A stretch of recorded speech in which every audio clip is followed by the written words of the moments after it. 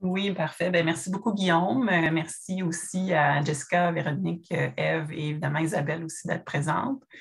Geneviève Pagé, moi aussi, je suis professeure au département de travail social, comme Isabelle, à l'UQO, responsable aussi donc du programme, du nouveau programme de doctorat en sciences de la famille. Aujourd'hui, l'objectif, en fait, c'est de vous présenter un petit peu de l'information qui concerne ce nouveau programme-là. Puisque j'imagine que si vous êtes présente aujourd'hui, c'est parce que ce programme-là vous intéresse, vous voulez en savoir davantage, peut-être que vous voulez déposer une demande d'admission. Donc, on est là aussi pour répondre à vos questions concernant donc, ce programme. J'ai un court PowerPoint que je vais vous partager à l'écran. Si je réussis à le trouver parmi mes nombreuses fenêtres, voilà. Donc, vous le voyez bien. Parfait. Alors, je vais y aller. En fait, comme Guillaume l'a mentionné, vous pouvez poser vos questions dans le chat ou encore, si jamais vous voulez lever la main pour poser une question directement, on va y aller de façon quand même justement très informelle. Puis, n'hésitez pas à m'arrêter pendant la présentation parce que des fois, il y a des questions qui surgissent, puis c'est plus pertinent là, de répondre aux questions directement quand elles nous viennent plutôt que d'attendre à la fin. Donc, n'hésitez pas à m'arrêter. Donc, peut-être dans un premier temps, c'est quoi les sciences de la famille? Hein? Parce que c'est peut-être quelque chose de nouveau. En fait, c'est quand même quelque chose de relativement récent. C'est une discipline, en fait, un champ disciplinaire là, qui s'intéresse évidemment à la famille, mais aussi aux relations interpersonnelles au sein des familles. Puis c'est un champ qui est quand même relativement nouveau. Qui existe peut-être, qui est un peu plus connu dans le milieu anglophone aux États-Unis, mais qui commence à faire sa place, si on veut, dans le milieu francophone. Puis, nous, à l'UQO, on est la première université, en fait, à offrir un programme de doctorat vraiment spécifiquement dans ce champ disciplinaire-là. Donc, ce qui caractérise vraiment ce champ disciplinaire, en fait, il y a 4 éléments principaux.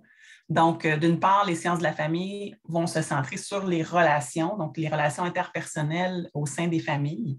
Donc, et vraiment regarder aussi la famille, en fait, les familles, je dirais, parce que maintenant, on ne peut plus parler d'une seule famille. Hein, la diversité familiale est vraiment présente là, dans nos sociétés.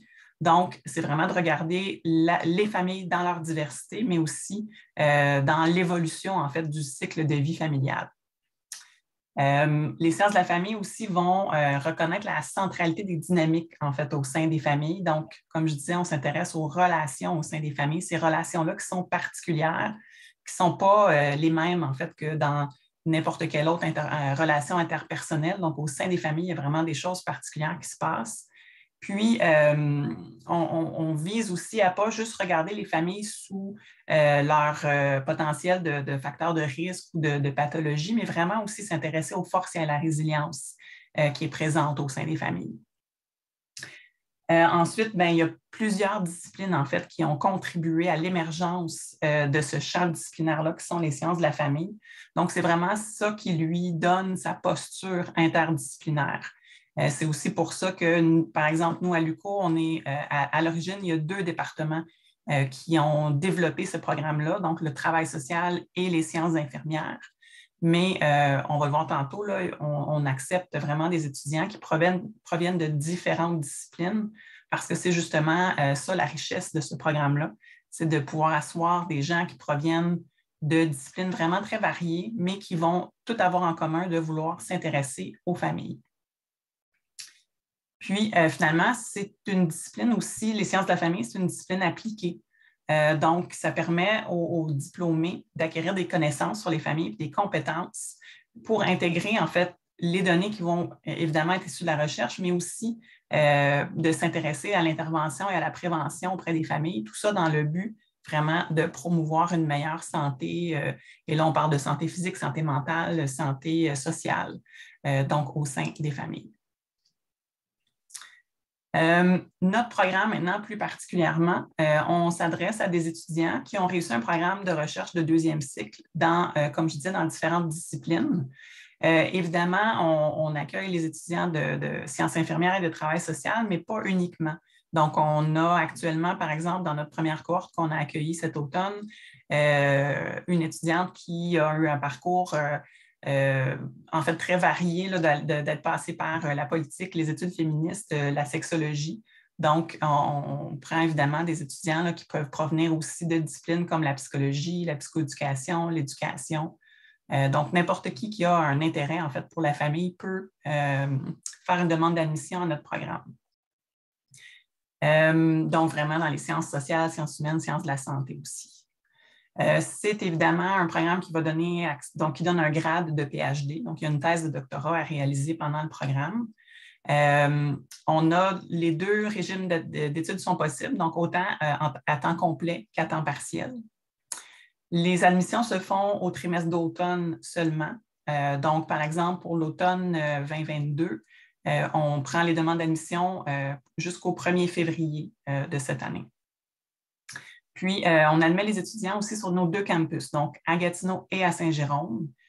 Évidemment, un programme de doctorat, hein, ce n'est pas un programme qui va attirer des dizaines et des dizaines d'étudiants à la fois. Donc, habituellement, ce sont de petites cohortes, ce qui fait en sorte que les cours se donnent quand même beaucoup là, en visioconférence, étant donné qu'on jumelle les étudiantes et les étudiants des deux campus dans les mêmes cours.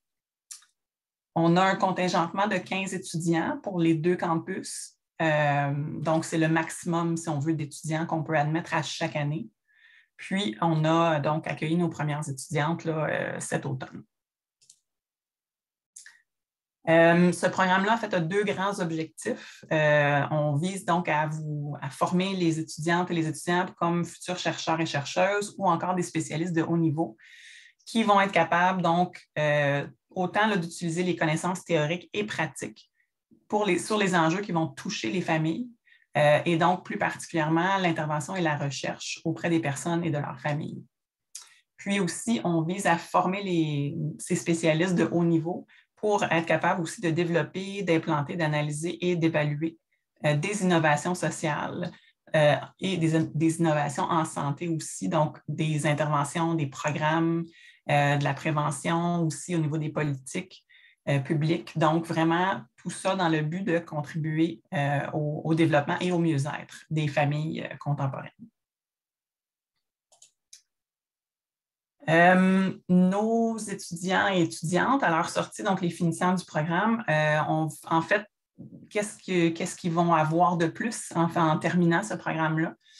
Donc, ça va être des personnes qui vont être capables vraiment là, de réaliser des analyses minutieuses par rapport aux situations familiales complexes, parce qu'on sait aujourd'hui, il y a toutes sortes de choses qui influencent nos familles. Donc, c'est important justement par l'interdisciplinarité de pouvoir regarder les problématiques et les réalités des familles d'aujourd'hui à partir de cette lunette-là. De pouvoir développer aussi des nouveaux créneaux de recherche. Donc, de pouvoir en fait nourrir le champ des sciences de la famille, puisque c'est, comme je disais tout à l'heure, c'est le premier programme qu'on offre, nous, dans la francophonie. Donc, ça permet aussi ce développement et ces innovations-là.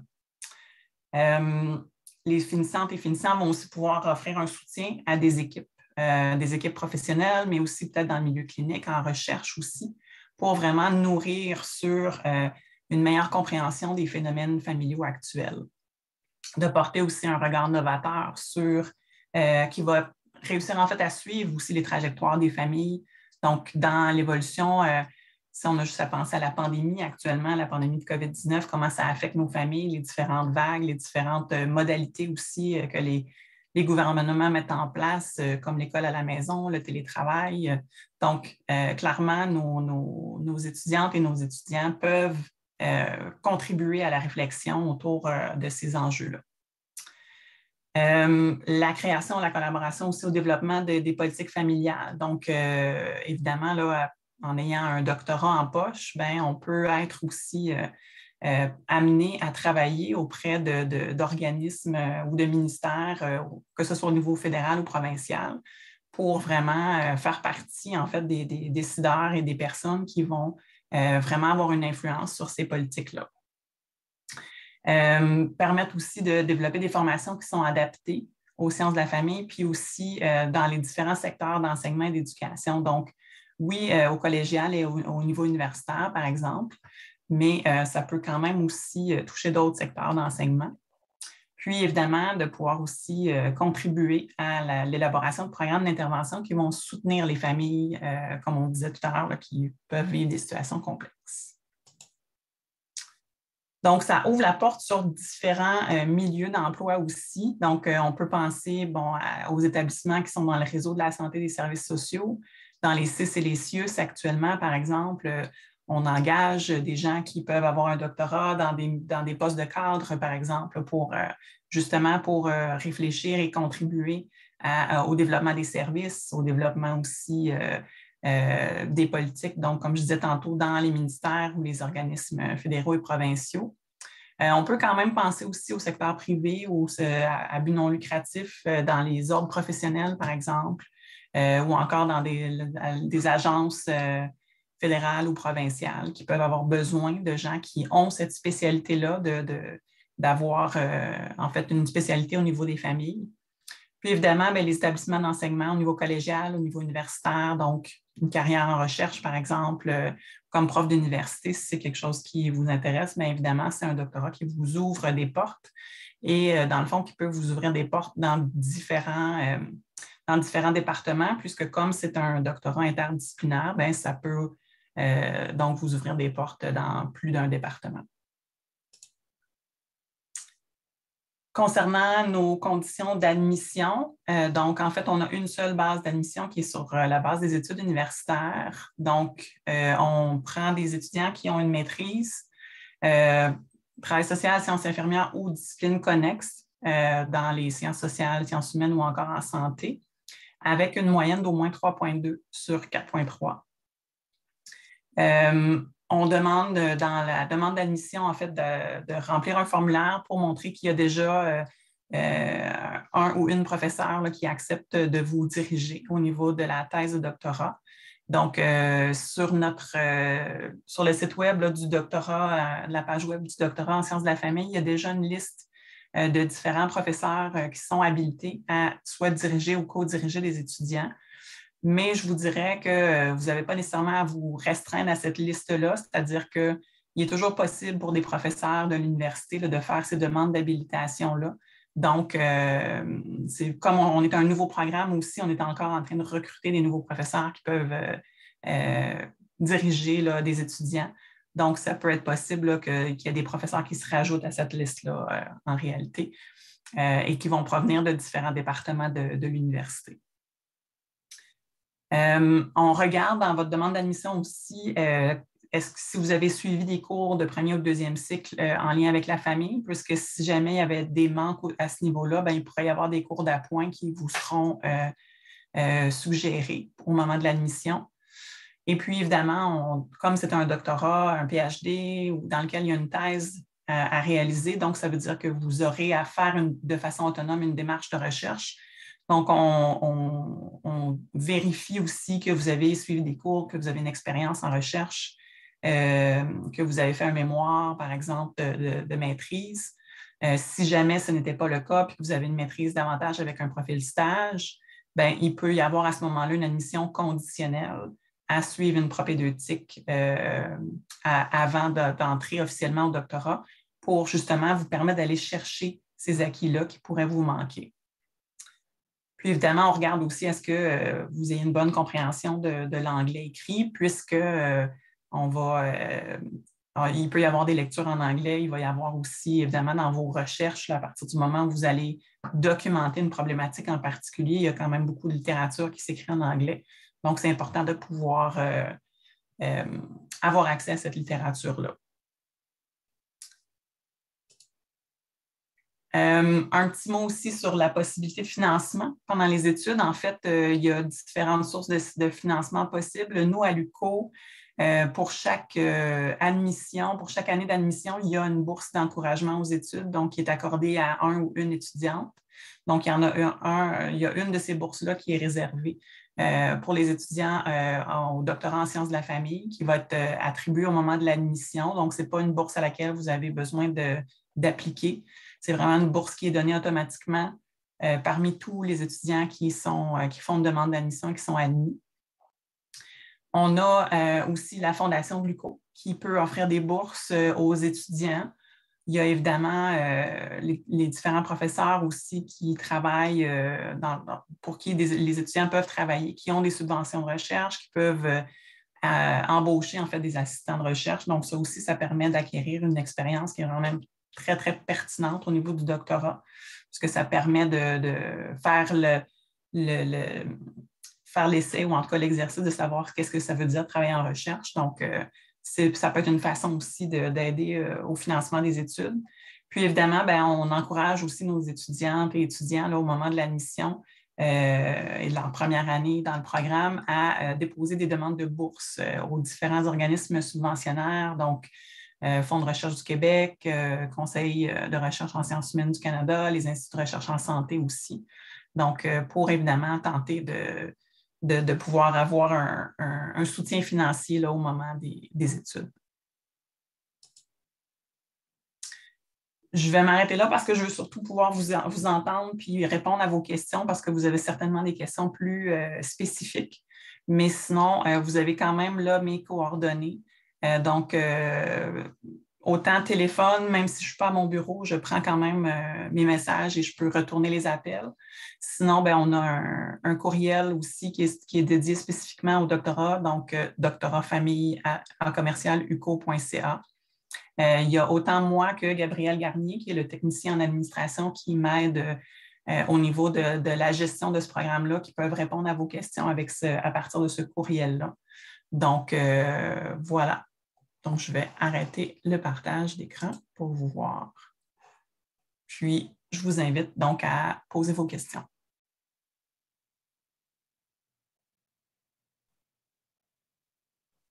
Oui.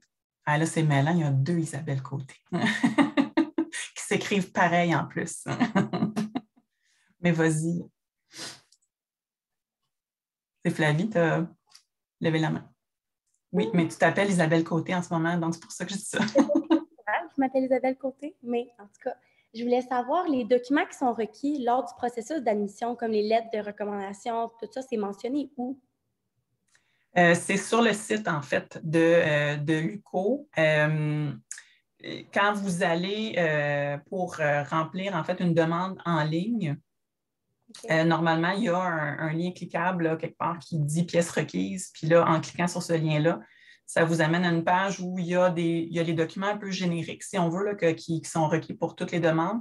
Mais il est possible, après ça, aussi d'aller cliquer doctorat en sciences de la famille. Puis là, il y a vraiment les documents plus particulièrement qui sont requis. Mais tu sais, en fait, on demande 3 lettres de recommandation. Et ça, il y a un formulaire déjà prévu là, de l'UQO. C'est un formulaire préfet là, que vous envoyez aux personnes que vous voulez qui vous donnent des lettres de recommandation. Puis ces personnes-là vont le remplir et l'envoient directement aux admissions. Donc, 3 lettres de recommandation, un texte de 1500 mots aussi sur votre projet potentiel. Donc, c'est sûr que je le dis toujours aux étudiants et aux étudiantes qui me posent la question, mais ce n'est pas un contrat à vie. Hein, quand le projet que vous soumettez au moment de l'admission, c'est l'idée que vous avez à ce moment-là de dire, bon, si je fais un doctorat en sciences de la famille, voici sur quoi j'aimerais travailler. Mais par la suite, là, une fois que vous êtes admis, puis quand vous êtes dans le programme, vous avez tout à fait le droit de changer d'idée ou de prendre complètement une autre direction. Moi, d'ailleurs, entre mon admission au doctorat puis la fin, j'ai changé de direction de recherche, puis j'ai aussi changé de sujet. Donc, c'est possible aussi de faire ça. Mais on vous demande quand même de détailler un projet au moment de l'admission. Ça permet en fait surtout de voir est-ce que vous avez, on souhaite que vous ayez quand même une certaine idée de ce que vous voulez faire, que vous soyez capable aussi de bien écrire, de bien articuler votre pensée en fait à l'écrit. De montrer que vous êtes capable d'aller chercher aussi des sources pertinentes pour documenter un peu, puis de monter une problématique, puis d'avoir peut-être une idée, en tout cas globale, là, une méthodologie potentielle là, qui pourrait être mise de l'avant pour étudier une question en particulier.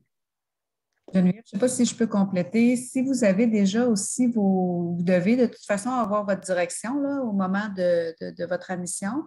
Puis, un élément qui est très intéressant, c'est si vous travaillez déjà de toute façon, quand vous allez joindre la personne, vous allez lui dire, moi, voici mes intérêts et tout ça. Et une fois que vous allez vous être rencontrés puis que ça va concorder, bon, la direction va vous demander d'écrire un petit texte justement là, pour l'admission. Donc, on travaille ensemble, puis c'est le fun parce que ça permet de voir un peu d'ailleurs les éléments. Moi, j'ai une étudiante qui fait son admission actuellement dans un programme PhD, puis on fait ça, on fait des échanges comme ça que je connais pas encore tout à fait de cette étudiante-là. Là. Donc, mais on travaille en synergie. Je vois un peu comment elle réfléchit, ce qu'elle a envie de faire et tout ça. Donc, ça vous permet d'avoir déjà un premier contact là, avec la personne qui va vous diriger. Oui, tout à fait. Donc, justement, si je continue avec les pièces qui sont requises, là, vous avez aussi à soumettre un document qui confirme justement là, qu'il y a quelqu'un du programme qui accepte de vous diriger. Donc, ça, c'est une pièce requise aussi. Votre CV et vos relevés de notes, en fait, là, je ne me rappelle pas si c'est seulement maîtrise ou bac et maîtrise, mais je crois que c'est bac et maîtrise qu'on vous demande. Je pense que c'est pas mal ça, en tout cas en termes de pièces requises. Là. Puis je pense qu'au niveau du bureau du registraire aussi, en tout cas, il y a, dépendamment si vous êtes aussi résident canadien ou il y a soit le certificat de naissance ou la preuve de résidence là, qui est exigée. Aussi, en fait, pour déterminer en termes de profil d'étudiants, parce qu'on a des étudiants internationaux aussi, puis on a des étudiants qui sont natifs là, du Québec. Donc, ça, c'est les pièces aussi qui sont demandées de façon générale, si je ne me trompe pas. Là. Donc, Annie Maisonneuve. Bonjour. Bonjour. Je me demandais, est-ce que parmi les professeurs, il y a des gens qui sont formés en thérapie conjugale et familiale? C'est une bonne question. En fait, c'est peut-être une première chose, le programme en fait en sciences de la famille, de doctorat en sciences de la famille, ce n'est pas un programme en thérapie conjugale et familiale. Il existe des programmes vraiment spécifiques pour cette formation-là, mais ce n'est pas la même chose, nous, qu'on offre comme formation. Est-ce qu'il y a des gens qui sont formés? En fait, c'est sûr que moi, je peux parler plus spécifiquement en termes du département, par exemple, de travail social. On n'a pas nécessairement de gens formés spécifiquement là-dessus, hein, Isabelle, à ma connaissance. Non. En fait, on n'a pas personne qui est formé dans ce domaine-là de départ, sauf qu'on a plusieurs professeurs qui travaillent, en fait, concrètement et de façon appliquée à des modalités d'intervention auprès des familles. Je donne un exemple, par exemple, Christine Gervais, qui est en sciences infirmières, qui a mis en place le projet d'intervention Père présent, enfant gagnant, qui fait des rencontres de groupe avec les pères à toutes les semaines, justement, pour faire en sorte que les pères qui sont plus en situation de défavorisation ou qui ont des difficultés d'adaptation, qui sont moins impliqués auprès de leurs enfants, apprennent justement l'importance du rôle paternel.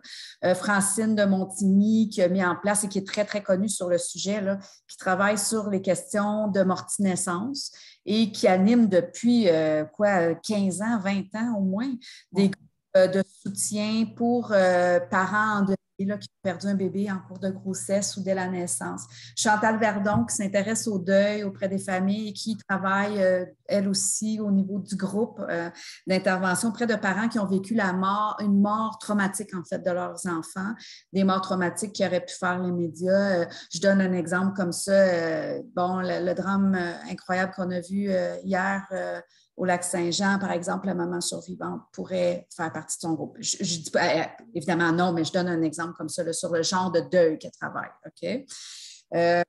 Donc, il y a des personnes qui font ce type d'intervention-là. Hier, il y a quelqu'un qui m'a approché pour l'intervention en santé mentale dans un point de vue systémique. Et bien, il y a aussi des collègues qui travaillent là-dessus. On a Christiane Guy qui travaille plus en intervention auprès des familles, protection de la jeunesse, personnes autochtones. Geneviève aussi, la même chose, placement, banque mixte, parents adoptifs. Donc, il y a beaucoup de modalités d'intervention qui sont effectivement ciblées dans le programme dont les professeurs font en termes de pratique. Et puis, la grande majorité d'entre nous, il faut savoir qu'on a été praticien avant de faire un doctorat. La très grande majorité d'entre nous, là, comme par exemple, un exemple au hasard, moi, j'ai été dans la pratique peut-être 10 ans là, avant de faire mon doctorat par la suite. Donc, ce n'est pas un problème si c'est le champ qui vous intéresse. Oui, merci de m'éclairer. Peut-être je peux préciser ma pensée. Moi, je suis à la fois travailleuse sociale et thérapeute conjugale et familiale. J'ai fait ma deuxième maîtrise avec l'Université McGill, que j'ai terminée il y a quelques années.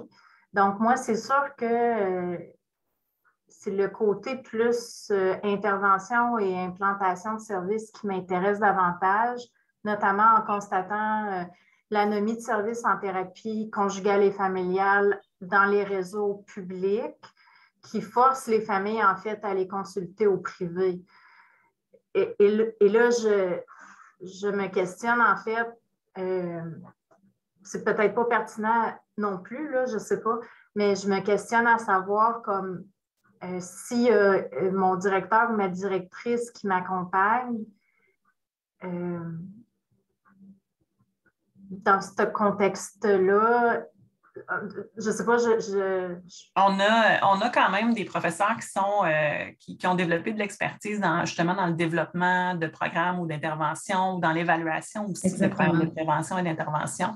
Fait que j'ai l'impression que peut-être, comme par exemple dans un cas comme celui-là, ça pourrait être intéressant là, d'aller chercher une direction qui est comme plus qui a plus cette expertise-là, en fait, au niveau là, du développement et de l'évaluation de programmes. L'implantation, parce que ce que j'entends, Mme Maisonneuve, ce que vous voulez, ce n'est pas tant apprendre à faire de la thérapie conjugale et familiale en supervision clinique, là. Auquel cas, je vous dirais, ça serait difficile, mais ce que vous dites là, c'est tout à fait dans le champ du programme et des professeurs qui seraient intéressés à travailler là-dessus, sur justement, qui ont une réflexion sur la mise en place de programmes dans le réseau de la santé versus le public. Le privé, je veux dire, on en a plusieurs, là, notamment, je pense à José Chenard ou José Grenier qui réfléchissent à ça depuis plusieurs années, qui sont en travail social à Saint-Jérôme. Donc, ils ne sont pas en thérapie familiale et conjugale comme telle, mais ils sont vraiment dans le développement de services au sein du réseau public, puis de la critique, en fait, du délestage vers le privé.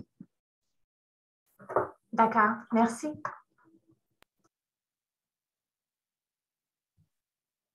Oui, Christine Marie. Comment, est-ce que vous m'entendez? Oui. Oui, OK. Je voulais savoir, parfois, doctorat, est-ce que c'est un doctorat clinique ou plus un doctorat de recherche ou les deux? Ou en fait, c'est un doctorat, c'est un PhD, donc avec une thèse de doctorat. Donc, c'est sûr qu'il y a la composante recherche, en fait, qui est prépondérante. Par ailleurs, le fait qu'on a nommé aussi là, ce programme-là en sciences de la famille, en parenthèse, recherche et intervention, c'est qu'en fait, on vise vraiment autant à former des chercheurs qu'à former aussi des gens qui s'intéressent à porter un regard, en fait, sur l'intervention. C'est sûr que notre objectif, ce n'est pas tant de former des cliniciens en tant que tels, mais c'est plutôt de former des gens qui vont se pencher sur l'intervention ou la prévention, ou même les politiques, un peu aussi, comme je disais tantôt, mais qui vont analyser, en fait, ces pratiques-là pour tenter de les améliorer là, pour le bien-être des familles. Merci.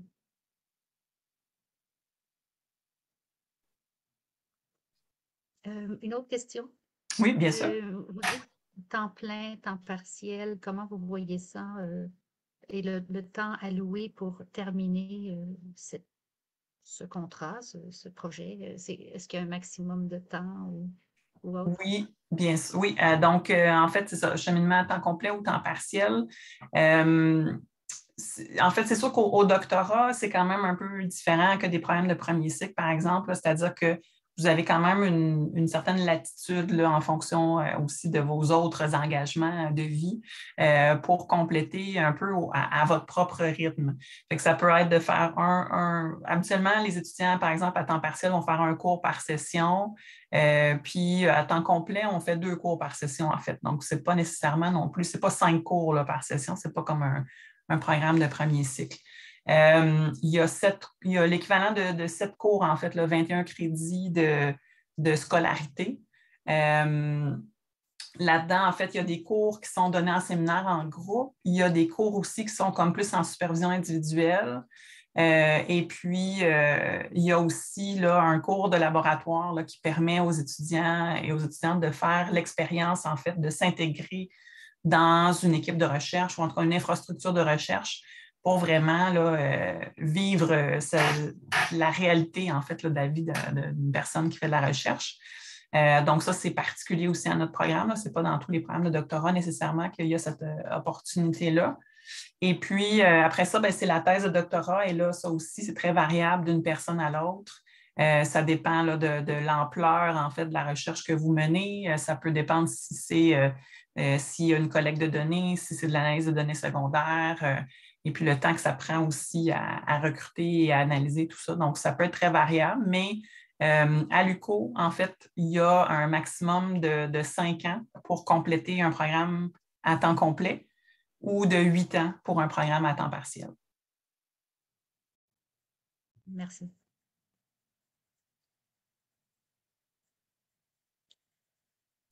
D'autres questions?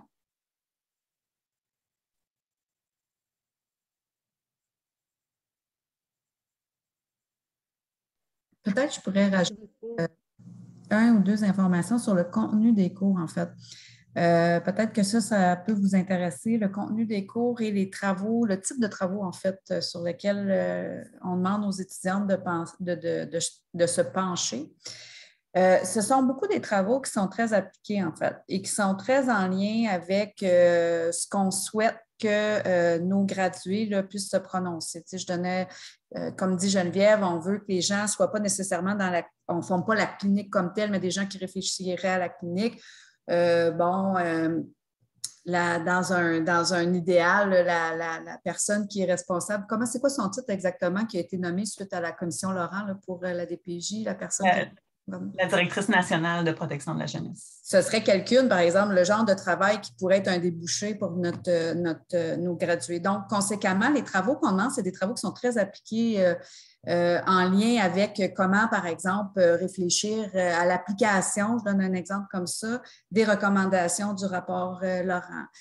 Comment réfléchir à donner des informations publiques dans un contexte où, par exemple, on se fait interroger par des journalistes puis que c'est une situation qui est sujet à caution. Là, par exemple, comme là, on ferme les écoles, puis c'est vous qui seriez la mandataire gouvernementale pour expliquer pourquoi les écoles sont fermées. Puis mais comment, par exemple, être capable de réagir à ces questions-là. Ce que je veux dire, c'est qu'on fait beaucoup de travaux qui sont très, très appliqués pour vous amener à réfléchir sur l'intervention, réfléchir sur l'apport des sciences de la famille au niveau macro-systémique sur comment la plus-value pour les familles québécoises, mais aussi des travaux qui sont plus ciblés en lien avec votre propre intérêt de recherche qui vont vous permettre de cheminer dès le départ vers la fin. Donc, les travaux que vous allez faire de façon individuelle sur vos thèmes, sur des aspects plus microsystémiques, c'est des travaux qui sont en lien avec votre objet. Ça vous intéresse, par exemple, de réfléchir à l'intervention conjugale et familiale dans le cadre du réseau. Je donne votre exemple, Mme Maisonneuve. Au premier cours, déjà, on va vous demander un travail en lien avec ça. Le deuxième cours aussi. Donc, ça fait en sorte que votre pensée continue à se construire au fur et à mesure de votre programme pour que quand vous arrivez à votre recherche, vous avez déjà mis tous les blocs en place. Et donc, il n'y a pas de travaux qui sont out of the blue, comme on peut voir au bac. Là. Faites un travail sur ci, par exemple, qui sont complètement à l'extérieur là, de ce qui vous intéresse. Donc, tout ce que vous avez à faire vous amène vers la fin de vos études, vers la construction de votre réflexion là-dessus, ce qui fait en sorte que c'est évidemment beaucoup plus efficace, comment je pourrais dire, pertinent. Donc, c'est possible de finir en 5 ans sans trop de difficultés à ce moment-là.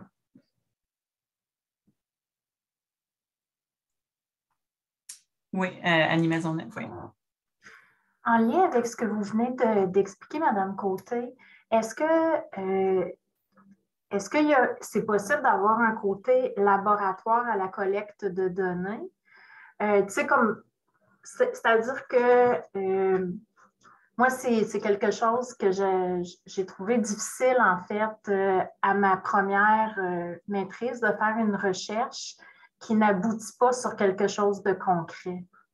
Je voudrais, moi, si je me penche sur ce qui est difficile dans les réseaux publics, d'aller plus loin qu'un simple constat, parce que je trouve que des constats, on en fait déjà beaucoup. Il faudrait faire quelque chose pour amener l'épaule à la roue, selon moi.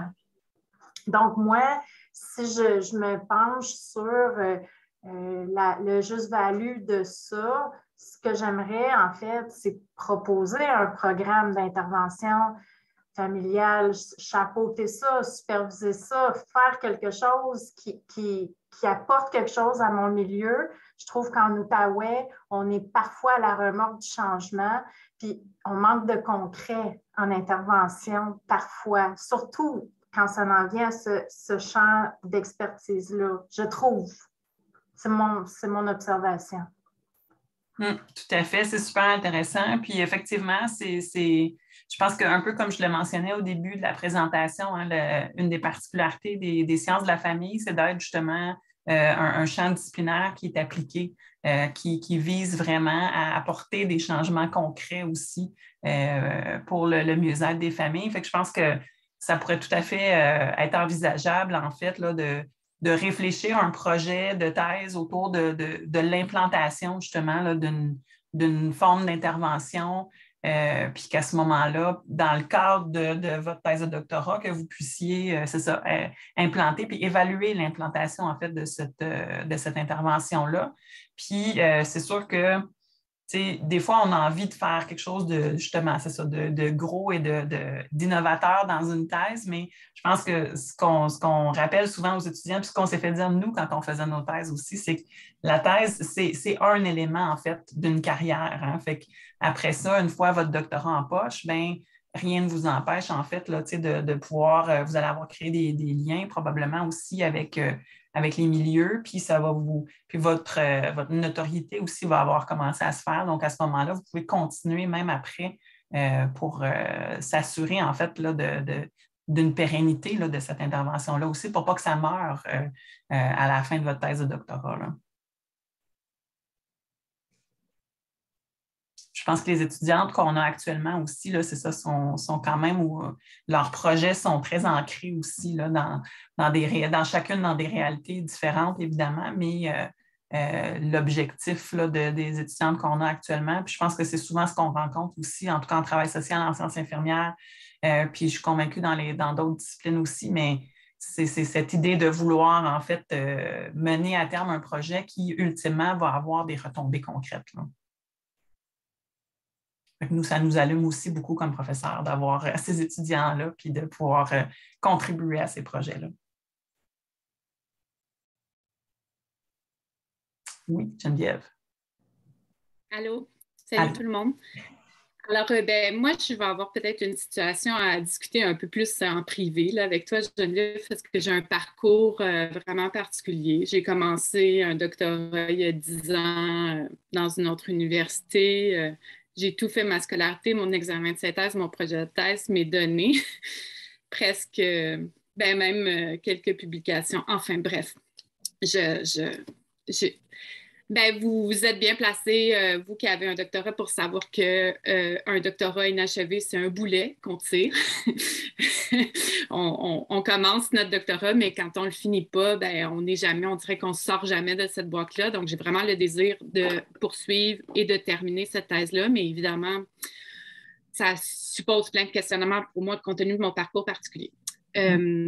Si tu étais prête un peu, peut-être prendre du temps avec moi, Geneviève, pour que je puisse un peu t'exposer ça plus longuement, ça me ferait plaisir. J'aimerais ça. Mais j'ai une question hyper simple. Il y a combien d'étudiantes dans la première cohorte? La cohorte qui a commencé, en fait, cette année? Oui, écoute, Geneviève, oui, ça me fera plaisir qu'on s'assoie toutes les deux ensemble pour regarder ton cheminement particulier. On a, en fait, il faut savoir, en fait, notre programme, on a su qu'on pouvait l'ouvrir en avril l'année passée. Puis pour celles d'entre vous, j'imagine si vous êtes ici, c'est que vous avez déjà fait une maîtrise ou êtes actuellement dans une maîtrise. Fait que vous savez qu'habituellement, les programmes de cycle supérieur, on fait des demandes d'admission pour le 1er février. Donc, on a réfléchi déjà à ce qu'on veut faire pour septembre prochain. Donc, nous, en avril, on se disait, oh mon Dieu, vite, on va manquer le bateau et tout. Fait qu'on a fait beaucoup de publicité quand même. On a fait un midi-causerie comme on fait actuellement au printemps dernier. Puis, on a quand même eu, en fait, 3 étudiantes qui ont été admises en septembre. Fait qu'on est super contents et contentes là, d'avoir quand même recruté ces étudiantes-là. Actuellement, elles sont, après une session, elles sont 2. Il y a une personne là, qui a cessé son parcours pour des raisons personnelles, mais donc il y en a quand même encore 2 là, qui sont là, puis qui sont très satisfaites, en tout cas, je pense. Là, Isabelle dirige une de ces 2 étudiantes-là, fait qu'elle peut en parler plus directement. Mais je pense que déjà, là, après un trimestre, elles sont quand même très contentes et poursuivent là, avec beaucoup d'enthousiasme dans ce programme-là. Fait que c'est sûr que puis les parcours, c'est ça, justement, peuvent être différents. Hein, fait que ça va faire en sorte que des fois, c'est des cohortes qui vont se suivre sans trop se mélanger, mais il peut y avoir aussi des mélanges qui se font, c'est-à-dire que des étudiants qui pourraient avoir, par exemple, des reconnaissances d'acquis, donc ne vont pas suivre le cheminement typique ou vont le faire certaines à temps plein, certaines à temps partiel. Donc, c'est sûr qu'à ce moment-là, ils vont croiser différentes cohortes là, dans le cadre de leur cours. Fait que ça permet aussi un maillage là, intéressant là, d'avoir peut-être d'un cours à l'autre, d'avoir des gens différents dans les cours. Donc, ça permet aussi des discussions qui sont plus riches et plus variées. Là.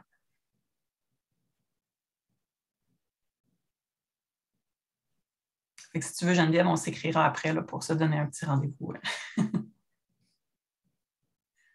J'ai une petite question, s'il vous plaît. Oui.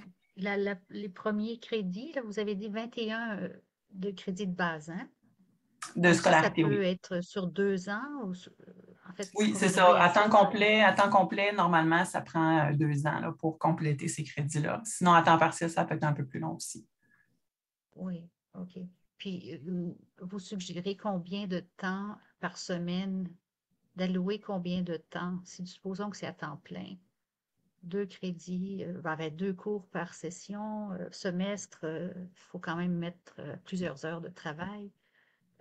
Est-ce que c'est possible de travailler un petit peu à temps partiel ou non? Qu'est-ce que vous suggérez? Oui.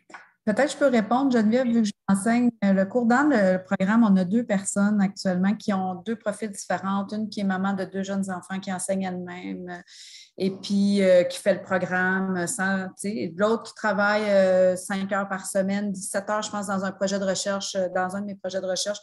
C'est vraiment là, en fonction du temps ou de la discipline qu'on a. Moi, j'ai fait mon doctorat, pas celui-là, évidemment, je le regrette, j'aurais aimé ça, mais j'ai fait un doctorat en travail social à Montréal en travaillant en temps plein avec 2 enfants. Mais évidemment, j'avais un horaire de ministre, c'est-à-dire que je me levais à 8 heures, je travaillais sur mes... Il n'y avait pas de temps mort dans ma vie. Là. Dans le train, pour aller à mes cours, je travaillais, etc., etc.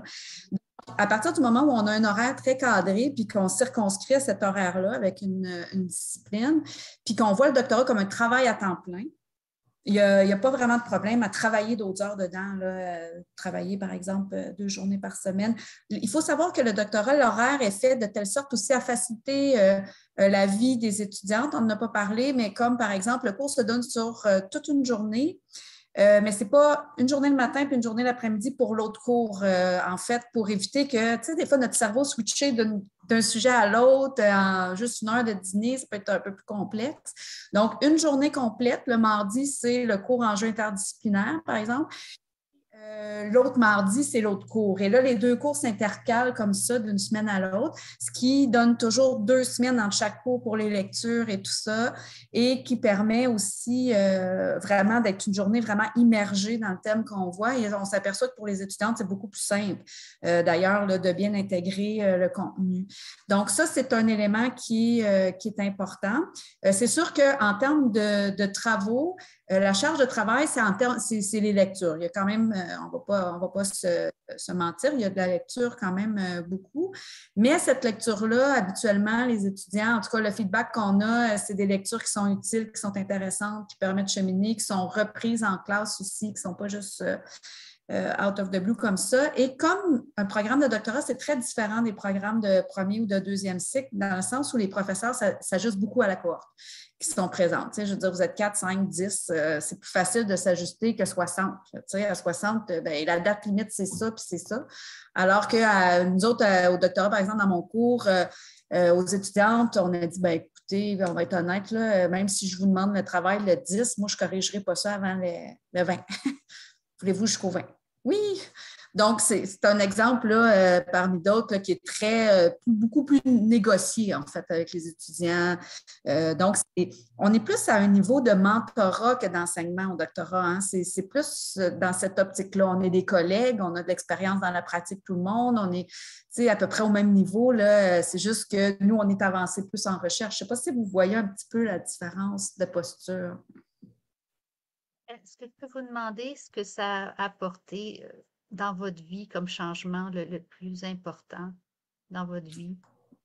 Pourquoi vous recommanderiez à quelqu'un de faire un doctorat? Quelle est la plus-value, ou j'aime pas dire ce mot, mais disons, qu'est-ce que ça a changé à votre vie, puis qu'est-ce qui est le point pas de non-retour, dire je ne pourrais pas vivre sans mon doctorat?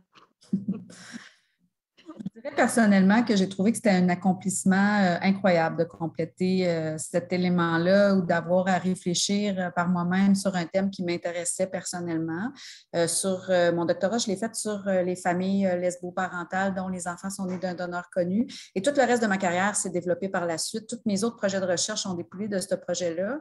Et ce que j'aime particulièrement du travail que je fais, c'est la latitude que j'ai de pouvoir apporter, en fait, d'être utile pour les familles auprès de qui je travaille. C'est des familles qui sont souvent marginalisées, qui sont moins bien comprises dans l'espace public, on va dire des familles, des couples infertiles. Bien là, ils veulent un enfant, le droit à l'enfant, puis ça n'existe même pas, puis gna gna.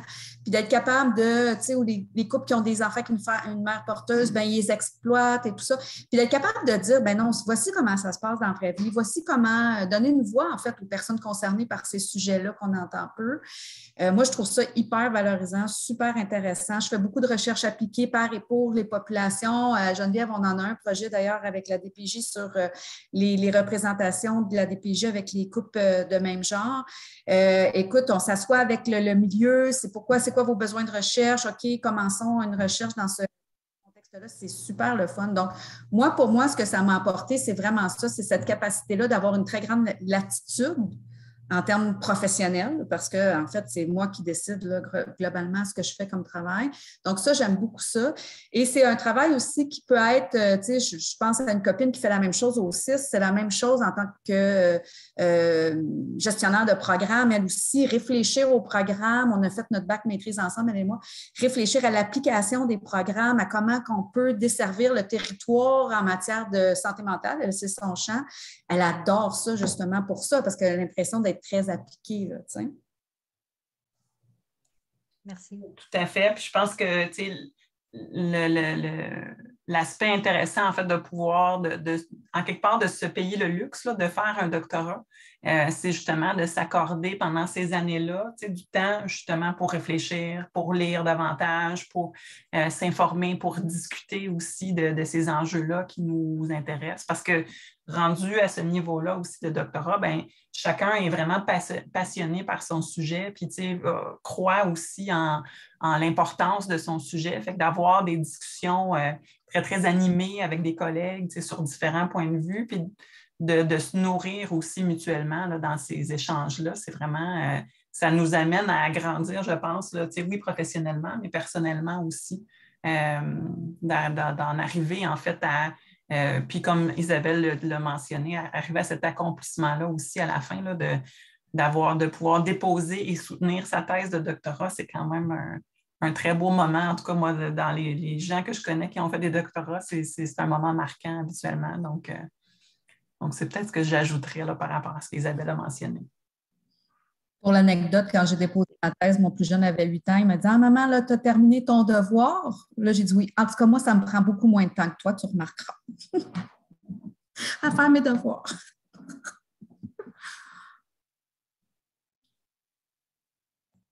Il y a d'autres questions? Il faut souvent aller à Ottawa ou à Gatineau ou c'est comme vous avez le campus à Saint-Jérôme ou autre? Oui, c'est ça. Ben, comme je l'ai mentionné tout à l'heure, donc quand vous faites votre demande d'admission, en fait, vous avez à identifier dans quel campus vous voulez être admise. Donc, ça peut être soit Gatineau, soit Saint-Jérôme. Puis, il reste que c'est ça. De façon générale, les cours vont se donner en visioconférence, donc soit en Zoom comme on le fait actuellement, ou sinon, il va y avoir des salles sur les deux campus, donc une à Gatineau, une à Saint-Jérôme, qui sont connectées ensemble et qui permettent à ce que justement les enseignements se donnent en simultané, là. Donc les déplacements comme tels, ben, c'est ça, je dirais que ça dépend. Quand il y a des cours qui se donnent là, physiquement sur les deux campus, on a à se déplacer, mais sinon, il peut y arriver des moments aussi où c'est que les cours sont à faire en Zoom, fait qu'à ce moment-là, on a un peu plus de latitude. Mais il n'y a pas, si vous êtes admise, par exemple, à Saint-Jérôme, on ne va pas nécessairement vous demander de vous déplacer à Gatineau là, pour les cours. Il va y avoir l'équipement nécessaire pour que vous suiviez vos cours de Saint-Jérôme et vice-versa. Merci. Peut-être une dernière question, si jamais. Là, il nous reste encore quelques minutes.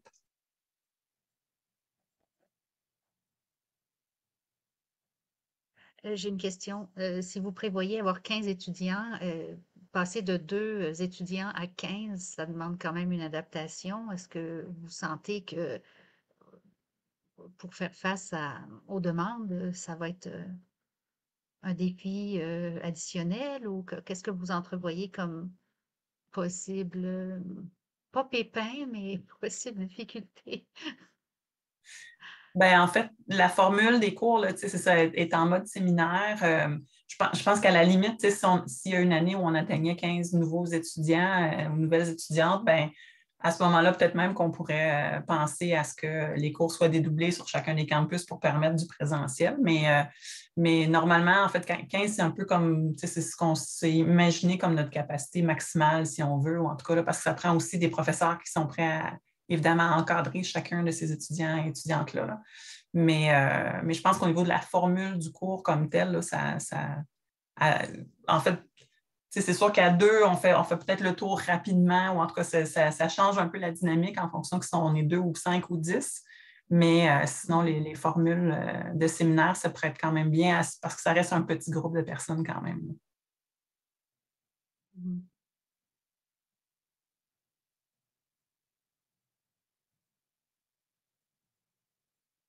Merci. Si jamais d'autres questions vous viennent en tête, parce que des fois, c'est après, hein, une fois qu'on dort dessus, qu'on a d'autres questions, ou au moment où, parce que si vous décidez de remplir une demande d'admission, vous aurez peut-être des questions aussi plus spécifiques à ce moment-là. Fait que n'hésitez pas à communiquer avec moi, là. Donc, soit les coordonnées que j'ai montrées tantôt, ou sinon, c'est sûr que si vous me googlez avec l'UQO, vous allez trouver mes coordonnées assez facilement. Donc, n'hésitez pas à m'écrire, ça va me faire plaisir là, de vous accompagner et de répondre à vos questions.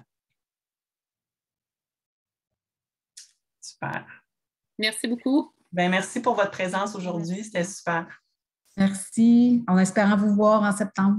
Oui.